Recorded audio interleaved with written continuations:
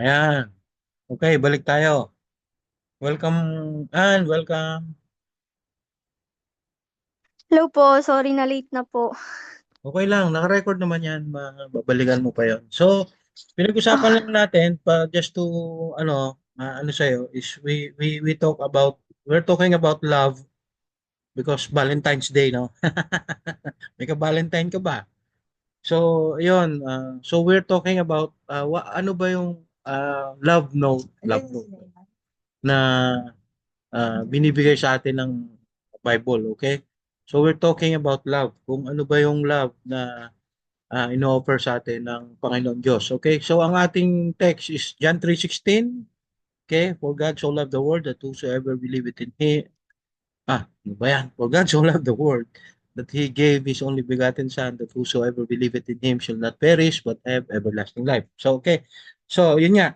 Ngayon, kababasa lang natin yung in-expand niya pa ito dito ni Apostle Paul sa Romans 5:8. Ang sabi diyan, but God commanded, saan tayo? Romans 5:8.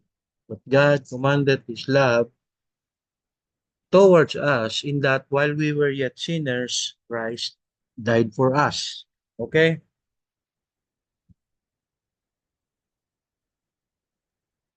Ah, pagka tayo nagmamahal, it is, palagi yan, it is always because there is something that has prompted our love. Okay? Ah, nagmamahal tayo, we love because we find someone attractive. Okay? Ah, or because merong, paano ba to? Merong something sa kanya that warrants our love. Okay? So, maraming times na we will only love is the same thing is returned to us. So, binabalik sa atin pagka we will love only if we are loved in return. Okay? Maraming beses mga ganun nangyayari. So, mga different kinds of love. Pero pag tinignan natin yung love of God, makikita natin dito that His love is a preemptive love. He loves before there is any reason to love. Okay? Nakuha nyo? Minahal niya tayo noon pa man kahit walang rason. Wala pang reason to love. Okay? So, the order of God's love is that while we were yet sinners, okay? While we were yet sinners, God was loving us in Jesus Christ. Nakuha niyo? While we were yet sinners. He loves first. He loves before there is warrant or reason to love. So, yun yung love ng Panginoon Diyos is supernatural because it exists without any wala bang walang paano ba yung tawag doon yung ginagatungan, may gatong, walang nagfu-fuel nung pagmamahal. Okay, walang ganon. He loves initially and he loves indefinitely.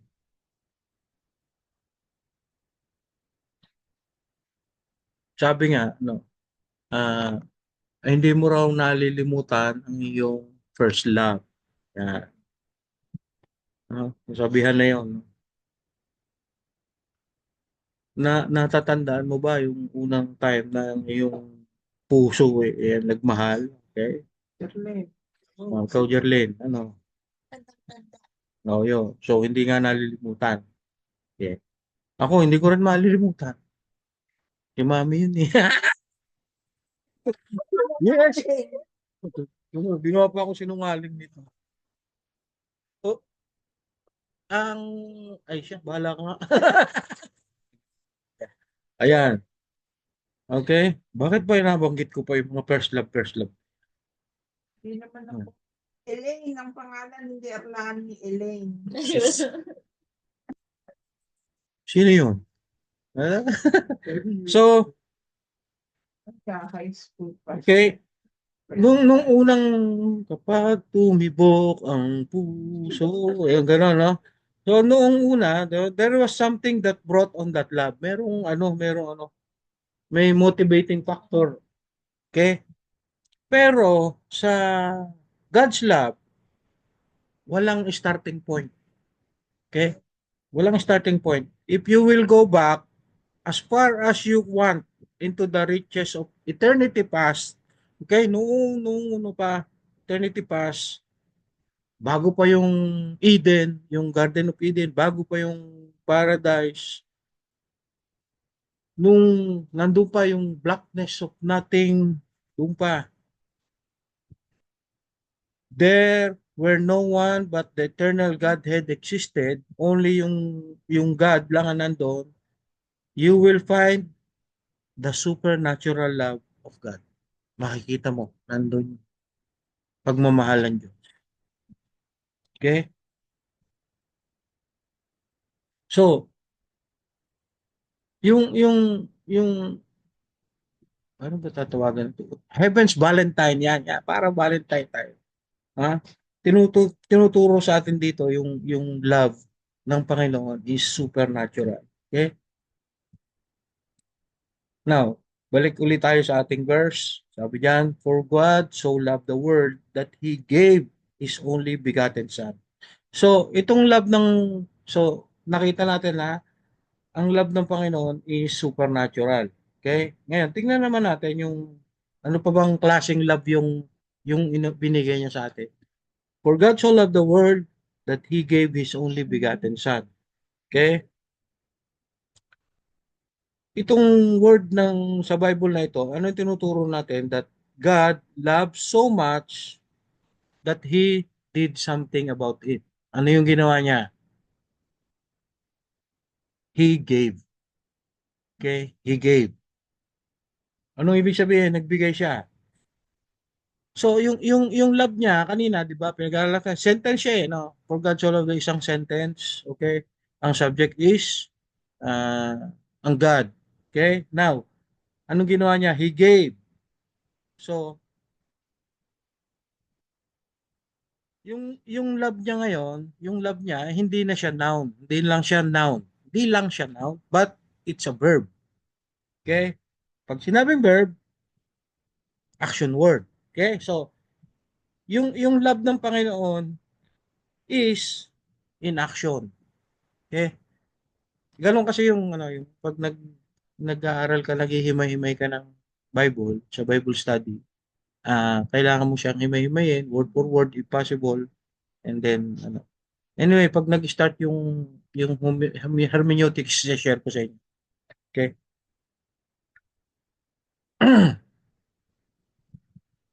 So, yun. Ah, yung love na yan is in action. Okay? Meron daw, kwentuhan ko muna kayo ha. Ayan.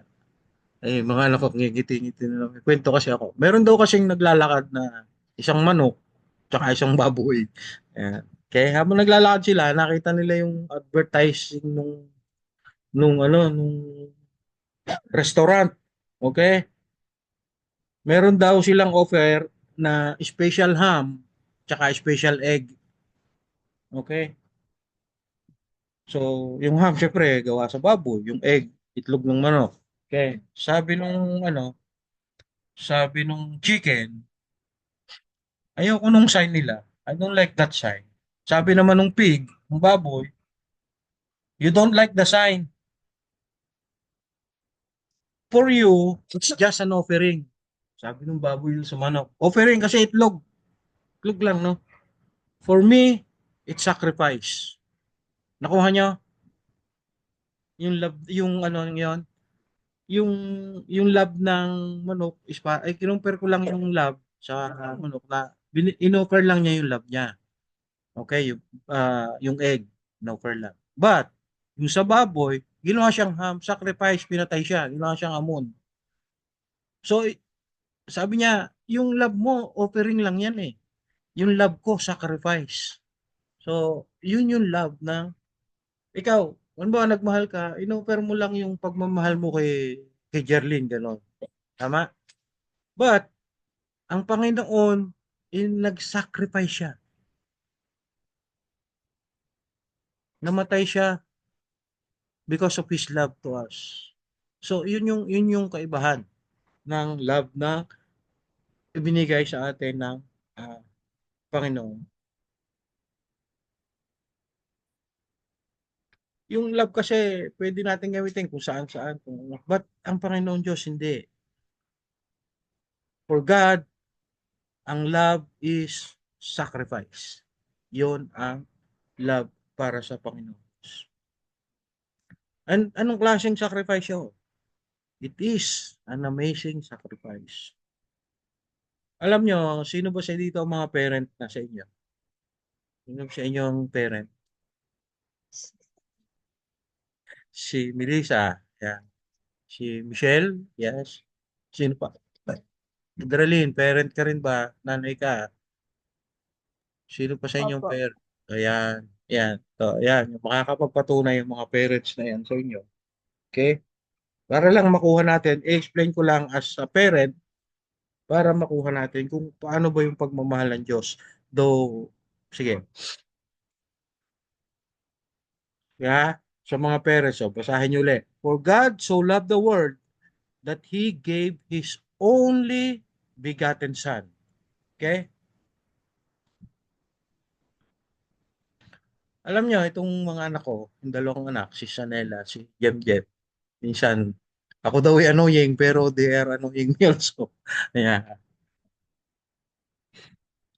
Minsan, napoprostrate din ako sa kanila. Okay? But, I can assure them,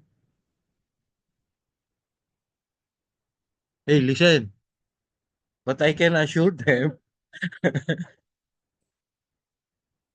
that there is nothing on this earth so precious to me as the lives of Sam and Jem Jem. Talaga naman. Yan. Without hesitation, I would lay down my life for them. In order to spare them from harm. Siguro yung mga nanay dyan, ganun din. Magsasacrifice kayo para sa inyong mga anak. Yung, kasi kaya ako sinabi yun, because I love them in a way that only a parent can truly understand. Kaya itong mga nanay sa inyo, yung mga anak, maintindihan niyo yung sinasabi ko. Okay? It is for that reason that the words of John 3:16, itong binasa natin, still amaze me na tuwing naraala ko siya, na ano ko sa verse na to. It is very familiar. Ito nga yung na verse kong na-memorize. Kasi napakaganda nung ano na paraging laging fresh yung maiisip mo tungkol sa kanya sa verse na to. Because there is something startling about it. God gave His only Son para saan? For the salvation of others. Para sa salvation mo. Para sa salvation ko. Para sa salvation ng iba. So, yung sacrifice na ibinigay niya yung kanyang anak. It's very, very, uh, ang hirap. Napakalalim nung, kahit gaano yata kalalim yung pagmamahal ko sa aking mga anak, hindi pa rin siya, it is still imperfect. Imperfect pa rin yan. Hindi pa rin makukuha nun yung level ng love ng father para sa kanyang anak. Okay? Hindi ko kayang pantayan nyo kahit gaano kamahal ko yung mga anak ko. I know it, I cannot, hindi ko kayang pantayan yung pagmamahal for sure ng father sa kanyang son. Okay? Kay Jesus Christ. Okay? Sabi nga ni Paul, pakihanap nyo nga itong verse na to. Sabi ni Paul, He spared not His own son, but delivered Him up for us all. Ano nga bang verse yun? Delivered Him up.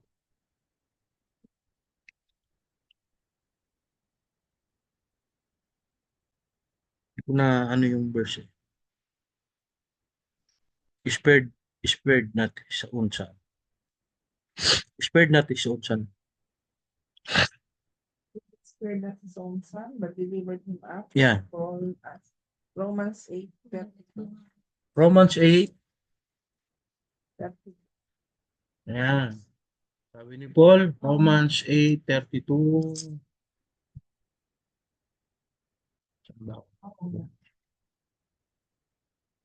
Romans 8:32. Sabi diyan, speaking of God, he that spared not his own son, okay, but delivered him up for us all, how shall he not with him also freely give us all things? Okay. He spared not his own son. So, hinayaan niyang uh, mamatay yung kanyang anak doon and delivered him up for us all. Hindi ba napaka ah, amazing nung sacrifice na yon? Ah, nakita niyo yung love na yon nung Panginoon.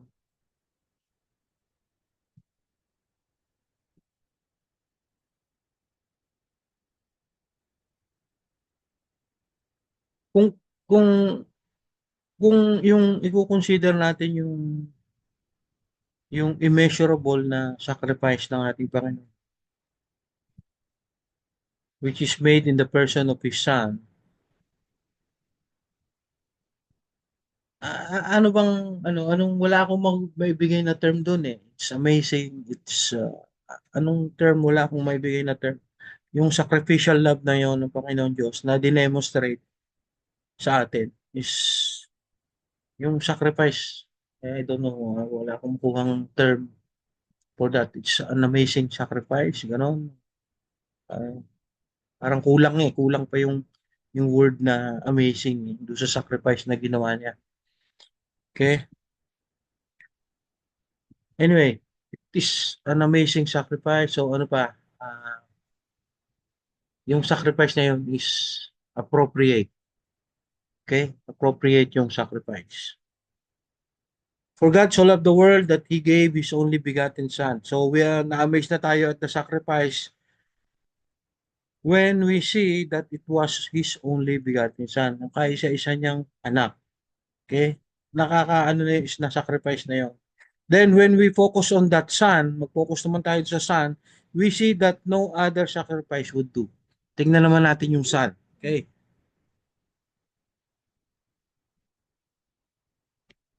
Yung kasalanan ng tao, nandun yun, it stood against him. Okay? Condemning the whole race as guilty before God's righteous law. Okay? Anong punishment natin? Ang punishment natin is death. Kamatayan. Napag-aralan natin dati yan kung ano yung death na yun, no? Yung second death. Okay?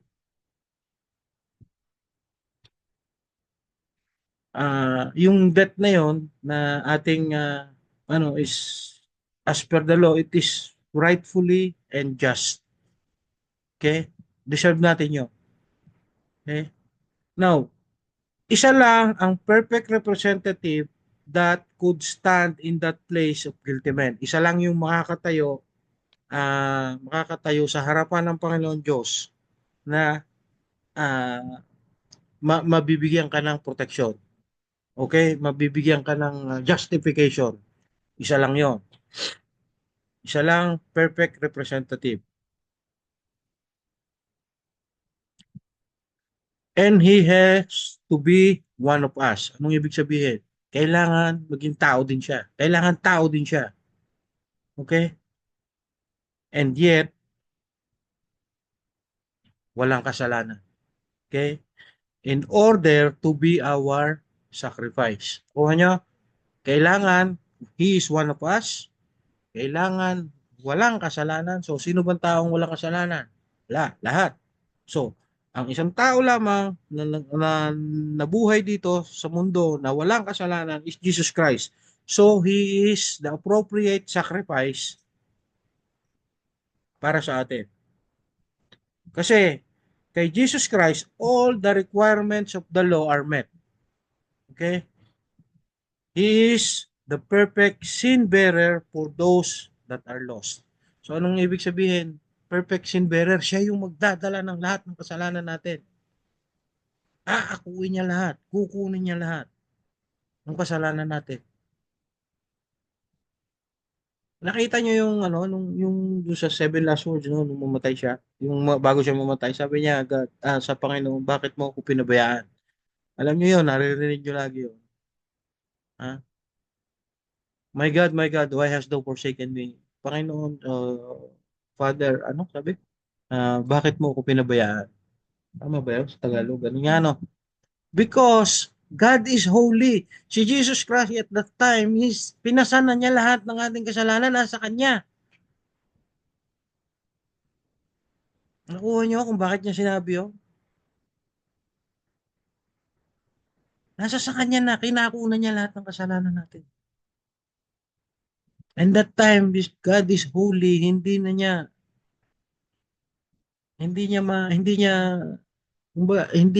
makita yung holiness ni Jesus Christ doon. Do alam niya yung mangyayari.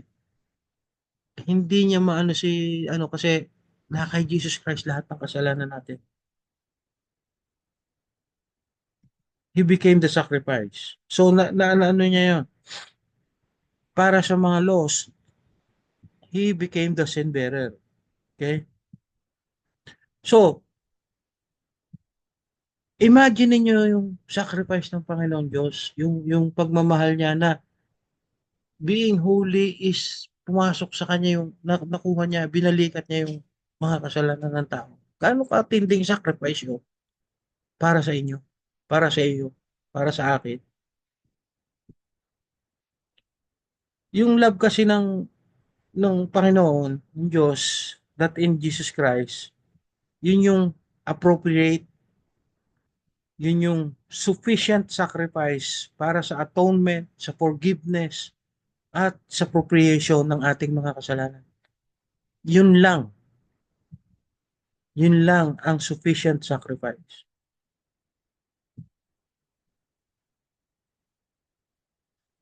Alam nyo,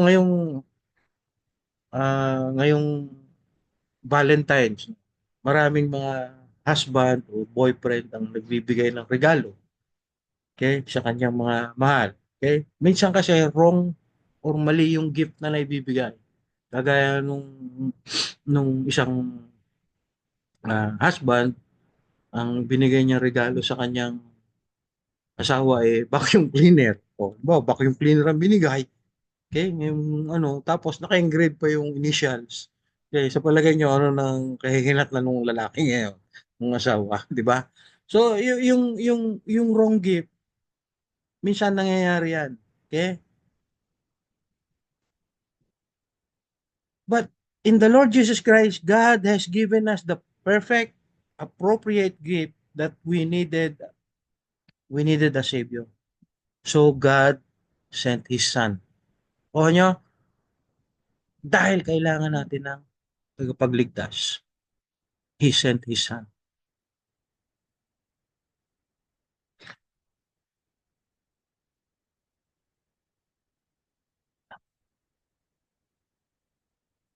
There is no other Savior, only Jesus Christ. Dahil siya lang yung perfect, appropriate, ano pa. Napakarami kasing, kulang kasi yung ang hirap kasing magbigay ng term doon sa sacrifice, sa pagmamahal na binigay niya. Parang lahat na lahat ng superlative na pwede mong ibigay is kulang pa no? So, salamat sa lang sa Panginoon kasi nga dahil sa kanyang now, ano na, yung God's love is supernatural, God's love is sacrificial, okay? Ano pa? Uh, God's love is a saving love. Yeah. So, ang dami lang nung love natin ngayong Valentine's Day. Valentine's. So, basahin ko ulit ha. For God so loved the world that He gave His only begotten Son, that whosoever believeth in Him should not perish but have everlasting life. So ano yung remarkable dun sa love ng ng Panginoon Diyos? Ano sa palagay?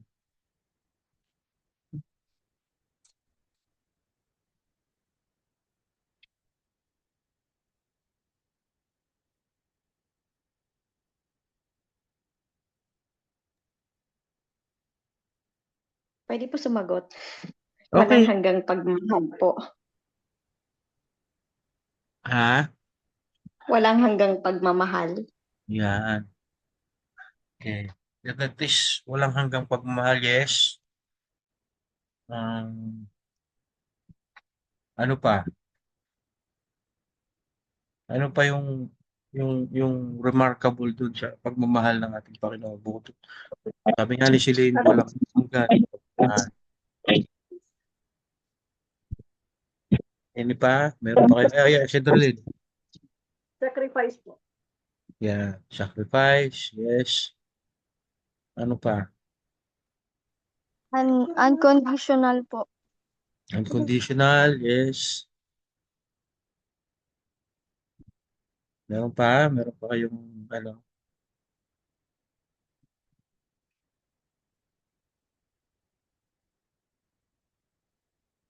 Ayun, tama ha? Sacrifice, yung kay Celine, walang hanggang pagmamahal. Napakaganda, no?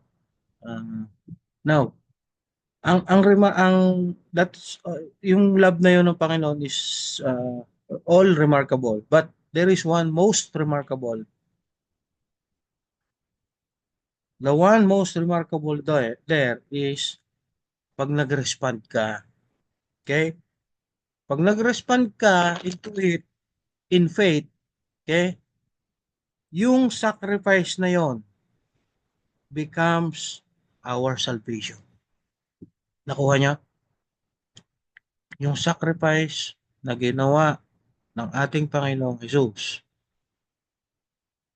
Kung magre-respond tayo in faith, that becomes, yung sacrifice na yun becomes our salvation. Okay? Yung daw husband, okay? Oh, yung kanina, sige, anuhin ko na lang. Tuloy ko na lang yung kwento. Yung husband nagregalo ng vacuum cleaner na may naka-engrave pang initial ng asawa. Ngayon, dying, dying na yung kinahinlat na ng asawa, lalaki, he's dying now sa deathbed. Okay? Ah, ngayon, yung asawa niya, babae, nakatayo doon sa kama, tabi ng kama. Okay? Mahal naman niya yung asawa niya. Pero yung love niya has no power to save her. Or has no power to save him. Mahal niya, yes. But it has no power to save his husband. Unlike the love of God, it has the power to save. Kasi in God's love, there is power. Okay? Ito yung love that saves doon sa mga tumatanggap sa Kanya.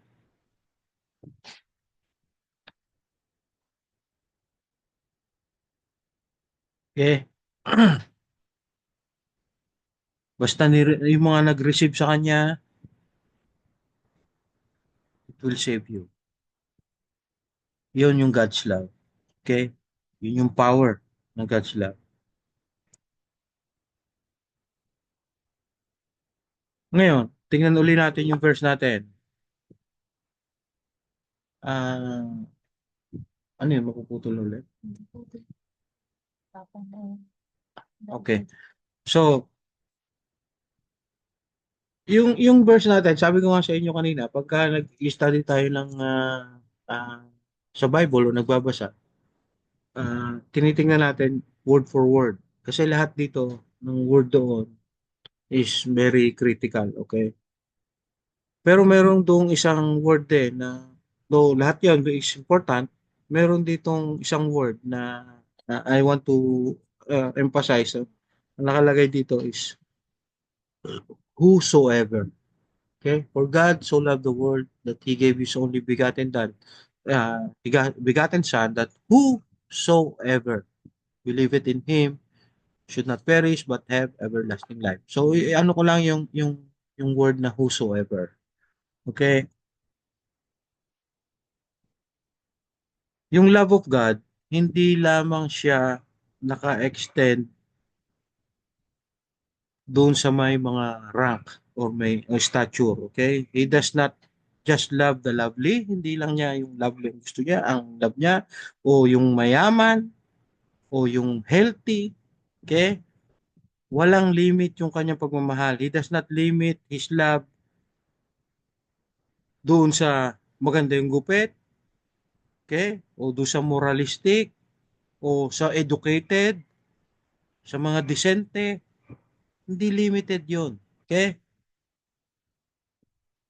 The gate to God's love swings wide enough that whosoever, okay, hindi ano, whosoever will may enter in and rest.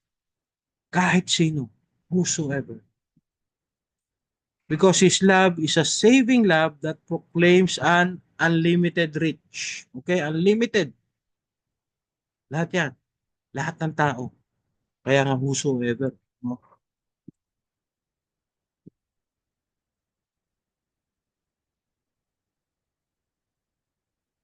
Ah, ang nakalagay doon, whosoever. Hindi nakalagay doon na for God so loved the world that He gave His only begotten Son, that Jerlyn believe it on Him should not perish but have everlasting life. Hindi Jerlyn na nakalagay doon, hindi Edralyn, hindi Celine, hindi Maricon, hindi Michelle, hindi Isay, hindi Ann. Okay? Ang nakalagay doon, kahit sino, whosoever. Hindi pangalan mo lang. Okay? So unlimited siya. Unlimited reach. Okay? The love of God is a love for whosoever. Okay? Naaabot niya yan yung mga religious man, kahit na yung reprobate. Okay? It calls to the decente and depraved. Okay? It opens heaven up for the low class, sa middle class, sa high class, sa no class, sa mga outcast, lahat yan, open. Whosoever believe it in Him.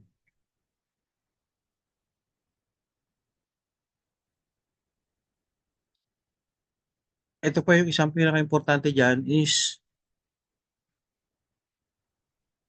yung unending rescue. Okay? It provides an unending rescue. For God so loved the world that He gave His only begotten Son, that whosoever believeth in Him should not perish but have everlasting life. Now, remember yung perish. Okay?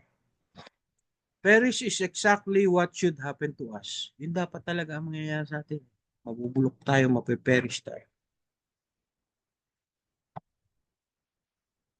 Bakit? Because we have broken God's law. We rebelled against God. Yung justice, no? It calls for us to perish for our sins. Dapat parusahan tayo. Okay? Yet, in the love of God, we are told that we can be rescued. Okay? Dahil doon sa love of God, we can be rescued from that righteous wrath, yung tama lang na judgment. Okay? Na paparating para sa atin. We deserve everlasting punishment. But in the love of God, in Jesus Christ, we receive everlasting life. Okay? We deserve eternal separation sa Panginoon Diyos, but we receive eternal salvation because the love of God. Now, isipin nyo, sandali, yung everlasting. Isipin nyo, everlasting. Ano ba itong everlasting? Ano bang alam mo dito sa everlasting? Yung mind kasi natin, hindi natin kayang ma-grasp talaga yung totoong meaning no. Okay? Pero yung concept na ng no ending, yung yun yung yun yung umaano sa atin. The concept that there is no ending. Yeah, it is everlasting. So yun yung ano natin. Okay? Kumbaga sa utak natin that eludes sa atin. So ayun nga. So totoo may forever. Okay? Ah, basta yun yung exactly what the saving love of God offers. Okay? Yun yung ino-offer ng saving love ng Panginoon. It provides an unending rescue from the condemnation of sin. Okay? Habang ngayon, Kristiyano ka na, you accepted the Lord Jesus Christ, still, nagkakasala ka pa rin naman eh. Okay? But then, that that unending rescue na ino-offer ng Panginoon sa atin. Okay? But it is not, hindi ibig sabihin na okay lang magkasala. Yeah? Right? Hindi siya, ano, anyway, pag-aaralan natin yan sa susunod siguro after this. Inano ko lang tong love of God para sa, ano, and then we'll go to Christian life. Alam ko sa inyo, sina Edralin yata and Maricon, na may lesson kayo kay Sister Lani, no? About uh, your changing life. O, sige, bigyan ko kayo next week ng about uh, a Christian life, pero mas radical, medyo radical ang bibigay ko sa inyo. Okay? Anyway, sige. So, yun nga, yun yung pinoprovide ng Panginoon sa atin, yung unending rescue from the condemnation of sin. Okay? Itong isang araw, one day, mamamatay din ako. Halimbawa ko, yung body ko, yung mga vital functions niya, wala na. Yung heart ko, yung huling pump niya ng dugo, tatapos na. Yung aking baga, yung lungs ko will exhale yung last measure of air. Okay? Yung activity ng brain ko, wala na, titigil na. And then, sasabihin nyo yung si Brother Nelson, he's dead. He died. Okay? If you hear that, you don't believe a word of it. I cannot die. Not in the truest sense of that word. Okay? The love of God has given me an unending rescue from death, hell, and the grave. That's why everlasting life. He gave you everlasting life.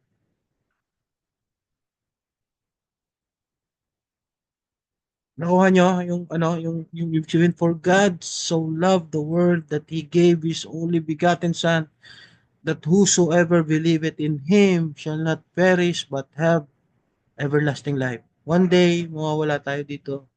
Sabi na yun, no? Na he died na, namatay na siya. But kung titingnan nyo, hindi ka namatay, nawala lang yung katawan mo yung ano. But then,